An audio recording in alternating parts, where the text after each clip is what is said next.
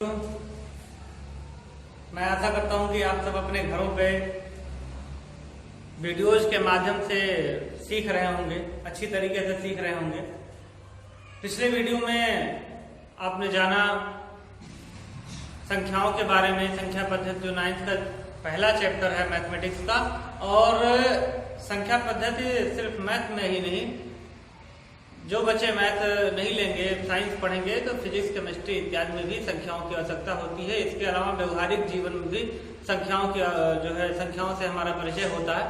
संख्याओं के विषय में सही ढंग से जानना हमारे लिए बेहद आवश्यक होता है। इसे हम मैथमेटिक्स का बेसिक फंडामेंटल भी कह सकते हैं। आपने इस क्रम में संख्याओं को जाना, प्राकृतिक संख्याएं जिन्हें अंग्रेजी में नेचुरल नंबर कहते हैं, कैपिटल N से डिनोट करते हैं।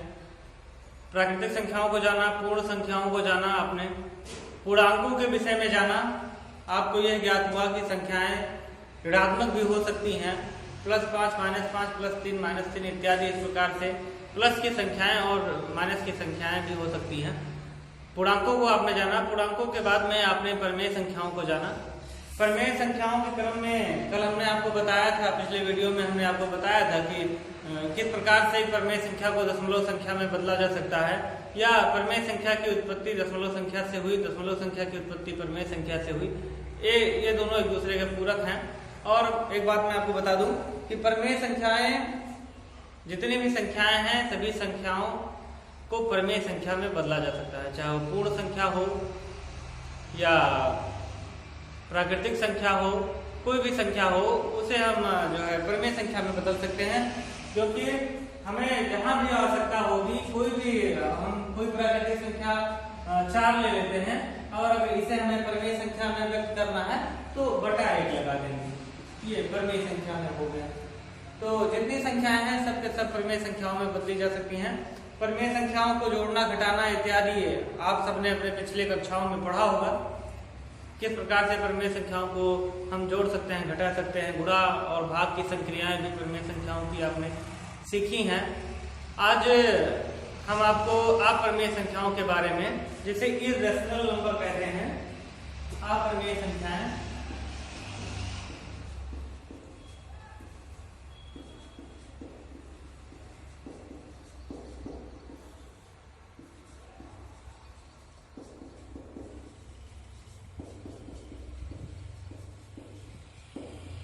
इर्रेशनल नंबर के बारे में जानते हैं। 400 ईस्वी पूर्व पाइथागोरस नामक गणितज्ञ ने अपरिमेय संख्याओं के बारे में खोज इन्होंने शुरू किया, इनके बारे में जानना शुरू किया। और उसके बाद 426 ईस्वी पूर्व में पाइथागोरस जी के कुछ अनुयायियों ने यह ज्ञात किया कि √2,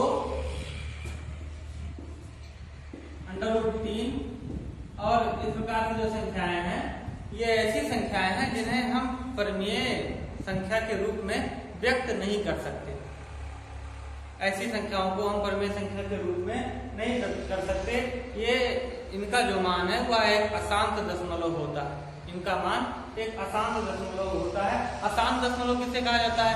मैं एक उदाहरण से आपको बता दूं कि अगर कोई भिन्न आपका लिखा हुआ है 6/5, आप जब इसका वैल्यू आप निकालेंगे तो नीचे वाले से ऊपर वाले को भाग दिया जाता है। पिछले वीडियो में हमने आपको बताया था कि दशमलव में इसको चेंज करने के लिए नीचे से ऊपर वाले को भाग दिया जाता है। और दशमलव में नहीं, अगर आपको इसका वैसे भी सामान्य वैल्यू आपको निकालना है कि इसका वास्तविक में मतलब कितना हो गया या इसका मान कितना हो गया, तो इसके लिए आपको नीचे वाले से ऊपर वाले को भाग देना होगा। 5 से आप 6 को भाग देंगे इस प्रकार से, 5 × 5, 1 बचेगा। आप दशमलव लगाएंगे, 0 हो जाएगा। 5 × 10, कोई शेष नहीं। आपने देखा कि इसका मान कितना आ गया? इसका मान आ गया 1.2। ऐसे ही एक दिन हमारा 1/3 है। 1/3 का अगर हम मान निकालें तो 3 से हमें 1 को भाग देना होगा। हम दशमलव लगाएंगे, 0 बढ़ेगा। 3 3 बढ़ जाएगा, 3 3 का 9, 1 बच जाएगा। दशमलव लगाएंगे, 0 बढ़ेगा, 3 3 का 9, 1 बच जाएगा। दशमलव लगाएंगे, 0 बढ़ेगा, 3 3 का 9। इस प्रकार से हम देख रहे हैं कि यह भाग कभी नहीं खत्म होने वाला। तो इस प्रकार की जो संख्याएं हैं, इन्हें अशांत दशमलव कहते हैं। ऐसी जो संख्याएं हैं इन्हें असाम दशमलव कहते हैं। और इसका जो वैल्यू है, इसका जो मान है वो 0.33333 इस प्रकार से होता जा रहा है। इसको हम 0.3 बार 3 के ऊपर एक लाइन खींच देंगे हॉरिजॉन्टली, और ये हमारा हो जाएगा 3 बार मतलब ये 3 इस प्रकार से क्रम बढ़ता जा रहा है।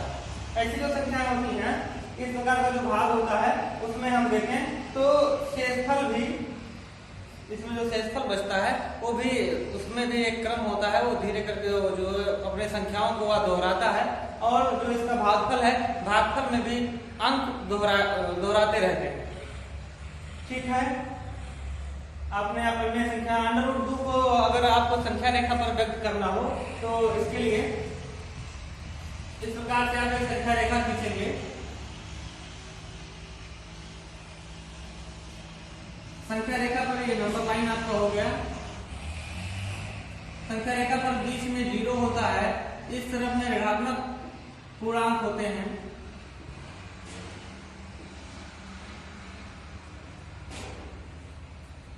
इस तरफ में धनात्मक, दाहिनी ओर धनात्मक पूर्णांक, बाईं ओर ऋणात्मक पूर्णांक। ये आपकी संख्या रेखा तैयार हो गई। संख्या रेखा पर हमने √2 को दर्शाने के लिए 0 से और 1 के बीच में एक मात्रक का, एक इकाई का हमें वर्ग बनाना होगा। एक स्क्वायर की रचना करनी है, एक वर्ग की रचना करनी है। वर्ग के बारे में आप जानते हैं, वर्ग को अंग्रेजी में स्क्वायर कहा जाता है और इसकी चारों भुजाएं बराबर होती हैं। इसकी चारों भुजाएं बराबर होती हैं। हमें एक वर्ग की रचना करनी है जिसकी चारों भुजाएं एक एक मात्रक की, मात्रक मान लेते हैं, मानक, एक एक मानक की हो, 0 से लेकर के 1 के बीच में एक हमने वर्ग बना दिया इस प्रकार से। वर्ग के बारे में आपने एक बात और भी पढ़ा होगा अपने पिछले कक्षाओं में कि इसका प्रत्येक कोण 90 अंश का होता है। वर्ग का प्रत्येक कोण, वर्ग के अंदर 4 कोण होते हैं तो इसका प्रत्येक कोण 90 अंश का होता है। प्रत्येक कोण 90 अंश का है तो इसके ऊपर एक पाइथागोरस प्रमेय, पाइथागोरस जी का जो प्रमेय था वो भी हम लागू कर सकते हैं। अगर 90 अंश का कोण है, यानी कि अगर वह समकोण बन रहा है, तो पाइथागोरस का प्रमेय था कर्ण का स्क्वायर बराबर लंब का स्क्वायर प्लस आधार का स्क्वायर। कर्ण को अंग्रेजी में हाइपोटेन्यूज कहते हैं, लंब को परपेंडिकुलर और आधार को बेस। इस प्रकार कर्ण का स्क्वायर बराबर लंब का स्क्वायर प्लस आधार का स्क्वायर। हमें √2 को अगर डिनोट करना है तो इसके लिए हम एक समकोण त्रिभुज बनाते हैं जिसका एक कोण 90 अंश का हो और उसका आधार भी एक मानक का हो और लंब भी एक मानक का हो। ऐसे में जो इसका कर्ण होगा, वो पाइथागोरस के ट्रिक के हिसाब से √1 का स्क्वायर प्लस 1 का स्क्वायर मतलब √1 प्लस 1 बराबर ये √2 को दर्शाएगा। इसका जो कर्ण होगा वह √2 को दर्शाएगा। इसके लिए हमने एक बार बना लिया 0 से 1 में, इसका हाइट भी 1 है, 1 सेंटीमीटर। हमने O से ये जो 0 था हम इसका नाम दे देते हैं ये B C D। ये को हमने C से मिला दिया, ये से C को मिलाने पर हमें √2 मात्रक का एक इस वर्ग का विकर्ण प्राप्त हो जाता है। इसके बाद में क्या करना होगा आपको, अपने प्रकार में ये से C की दूरी बनानी होगी और ये C को त्रिज्या मान करके आपको एक चाप लगाना होगा इस प्रकार से। जब आप चाप लगाते हैं तो वह संख्या रेखा को बिंदु E पर काटता है, बिंदु E पर। ये E भी √2 को दर्शाता है। संख्या रेखा पर ये √2 को, √2 की तरह √3 को भी अगर आपको संख्या रेखा पर निरूपित करना हो तो उसके लिए भी आप वही प्रक्रिया है कि आप संख्या रेखा को खींच लीजिए इस प्रकार से बीच में 0, दाहिनी ओर धनात्मक पूर्णांक,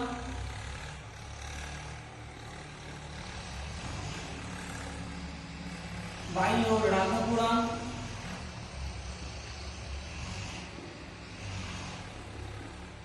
और 0 से 1 तक में आप एक वर्ग की रचना कर लीजिए।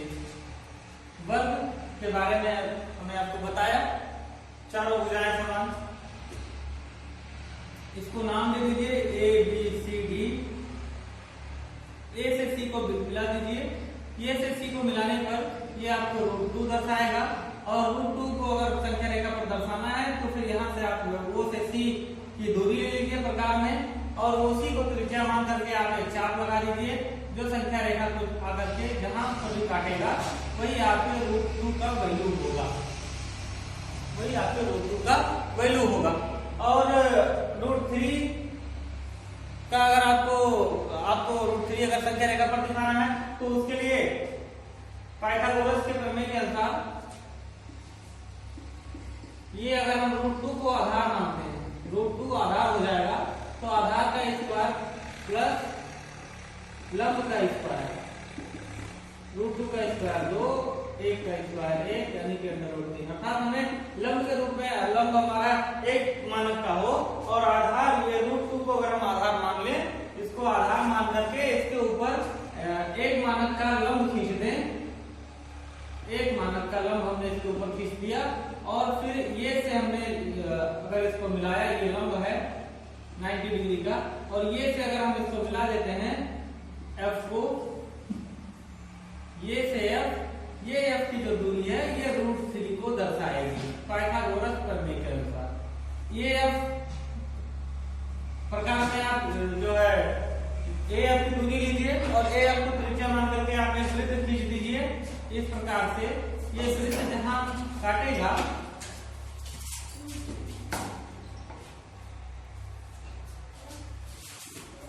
संख्या रेखा को जिस स्थान पर काटेगा वो √3 को दर्शाएगा, √3 उस जगह पर होगा।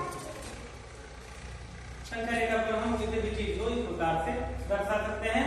संख्या पद्धति में आपने अभी तक इन चीजों को पढ़ लिया। पूर्ण संख्याएं क्या होती हैं? जिसमें ये सारी संख्याएं समाहित हो, समस्त संख्याएं समाहित हो, वो बच्चों प्रमेय संख्याओं के बारे में, प्रमेय संख्या को दशमलव संख्या में बदलना और दशमलव संख्या को प्रमेय संख्या में बदलना। चलिए देखते हैं हम सब। कोई प्रमेय संख्या हम लेते हैं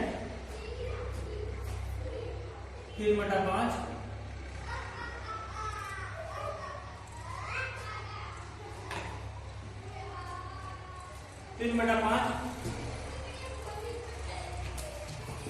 इसको अगर हमें दशमलव में कन्वर्ट करना है तो हम नीचे वाले को ऊपर वाले को भाग दे देते हैं। 5 से 3 को भाग दे दिया, दशमलव वगैरह देखना पड़ गया, 5 ये आ गया। दशमलव के पहले समान में उसके 0 बढ़ा दिया जाता है, 0.6। अब 0.6 को अगर आपको कन्वर्ट करना हो प्रमेय संख्या में तो आप सबसे पहले बटा लगा दीजिए, दशमलव को हटाएंगे तो उसकी जगह पर आपको 1 लिखना होगा, और चूंकि 1 अंक के बाद पीछे से गिने हम दाहिनी ओर से, 1 अंक के बाद दशमलव लगा तो 1 0 बढ़ जाएगा। अब ये जो है दशमलव हट गया, 6/10 आ गया, ये हो जाएगा 6/10। 6/10 को अभी हमने आपको बताया था पिछले वीडियो में कि एक ही संख्या से ऊपर नीचे अगर कटने वाला है तो काट के इसको छोटा करके लिखा रहता है। ये कट रहा है 2 से, तो 2 × 6 और 2 × 10, 3/5। ये हमारा प्रमेय संख्या प्राप्त हो गया, जिससे यह दशमलव उत्पन्न हुआ। जिस प्रमेय संख्या से यह दशमलव बना था, इस दशमलव से फिर उसी प्रमेय संख्या को प्राप्त कर लिया गया। अच्छा, कुछ जो आसान दशमलव होते हैं इस प्रकार से लिखा हुआ है 0.33333333, ये ऐसे बढ़ता चला जा रहा है। अभी एक प्रमेय संख्या का आपने देखा था, ये आसान दशमलव, हमने इसको बताया था कि आप इसको 0.3 बार भी लिख सकते हैं। इस प्रकार से अगर आपने एक चिन्ह लगा दिया तो ये दर्शाता है कि ये 333 ही बढ़ता चला जा रहा है और वह असीमित है, अनंत है। हमें इसको अब हम अगर हमें इसको कन्वर्ट करना है प्रमेय संख्या में तो उसके लिए एक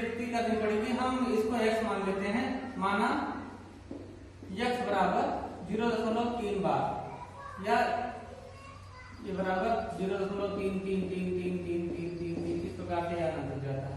अभी उसके बाद में ये समीकरण नंबर 1 को मान लीजिए या ठीक है, इसमें आप 10 से गुणा कर दीजिए।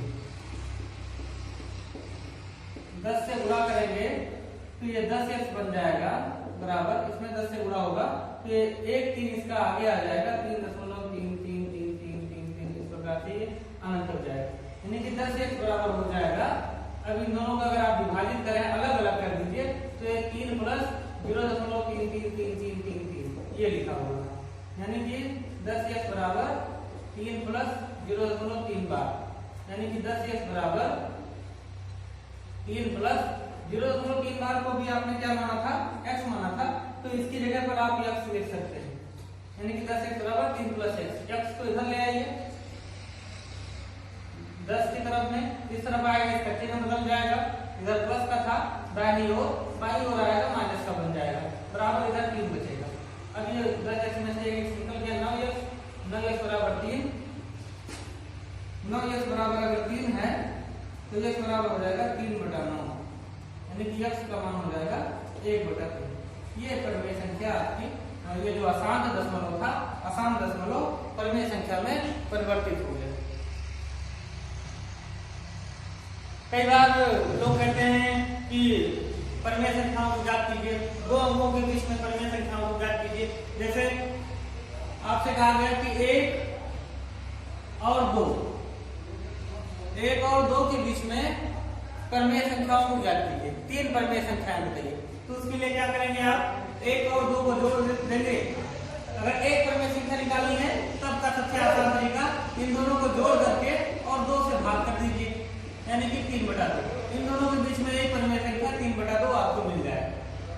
लेकिन अगर इसके बीच में कई परिमेय संख्या निकालनी है, सपोज इसके बीच में आपको 5 परिमेय संख्या निकालनी है, 5 परिमेय संख्या 1 और 2 के बीच में आपको 5 परिमेय संख्याएं बतानी है, तो क्या करेंगे, 5 में आप 1 जोड़ दीजिए, हो जाएगा 6 मन में। ये काम आपको अपने मन में कर लेना 6। अभी आपको इसके हर को 6 बनाना होगा, तो आप देखें 6/6 का मान 1 होता है, उसी प्रकार से 12/6 का मान 2 हो जाएगा। 2 जो है वो 12/6 लिखा जा सकता है, और 1 6/6, 6 से 6 कट जाएगा, 1 आ जाएगा, 6 दूनी 12, 2 आ जाएगा। 2 को 12/6 लिख सकते हैं, 1 को हम 6/6 लिख सकते हैं। अब 6 से और 12 के बीच में क्या है, 6/6 और 12/6 के बीच में आप आराम से परिमेय संख्या ज्ञात कर सकते हैं। 7/6, 8/6, 9/6, 10/6, 11/6, ये 5 परिमेय संख्याएं आपकी हैं। 1 और इसके बाद में रहेगा 12/6, यानी कि 2। ये हो गया आपका 1 और ये 2। 12/6 मतलब 2, 6/6 मतलब 1। 1 और 2 के बीच में ये 5 परिमेय संख्या, इस प्रकार से आप याद कर सकते हैं। तो कोई परिमेय संख्याएं दे दी जाए, सपोज दैट 2 परिमेय संख्याएं आपको दे दी गई, 1/2 और 1/3। इन दोनों के बीच की परिमेय संख्याएं अगर आपको निकालनी है तो उसके लिए आप क्या करेंगे, इन दोनों के बीच की परिमेय संख्या अगर आपको निकालनी है तो इन दोनों को जोड़ेंगे आप इस प्रकार से, और इसको फिर आप भाग दे देंगे 2। इन दोनों को जोड़ करके 2 से भाग दे देंगे।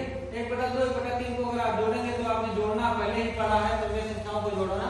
इसके लिए एलसीएम निकाला जाएगा 2 और 3 का, 2 3 का एलसीएम आएगा 6, 2 3 6, 3 अगर 3, 3 दूनी 6 तो 2 से 2, इसको फिर भाग करना है 2, 3 और 2 5/6, इसको भाग करना है 2। अभी आपने परिमेय संख्याओं के भाग का भी नियम पढ़ा होगा कि सबसे नीचे बटा 1 होता है, बटा 1 2 3 से भी लगा दें हम, क्योंकि इसके आगे परिमेय संख्या है, इसको भी बना देते हैं परिमेय संख्या। अब किसी भी संख्या को परिमेय संख्या बनाना बड़ा आसान होता है, किसी पूर्ण संख्या को, ठीक है, बटा 1 लगा दिया हमने, और भाग को फिर हम गुणा बना देंगे, जिसके आगे भाग का चिन्ह लगा था वो उल्टा हो जाएगा। 2 के आगे लगा था, ये वाला भाग उल्टा हो जाएगा, इसका 1 ऊपर 2 नीचे, यानी कि 5/12। 1/2 और 1/3 के बीच में कौन सी संख्या है? 5/12। अगर आपको इनके बीच में कई परिमेय संख्या निकालनी है तो इसी मेथड से अब आप 1/2 और 5/12 के बीच की संख्या निकाल लीजिए, और आपको निकालना है तो जो संख्या आ गई उसके बीच की संख्या निकाल लीजिए, और आपको संख्या निकालना है तो 5/12 और 1/3 के बीच की संख्या निकाल लीजिए। तो आप देखेंगे कि 1/2 और 1/3 के बीच में आप अनंत परिमेय संख्याएं निकाल सकते हैं।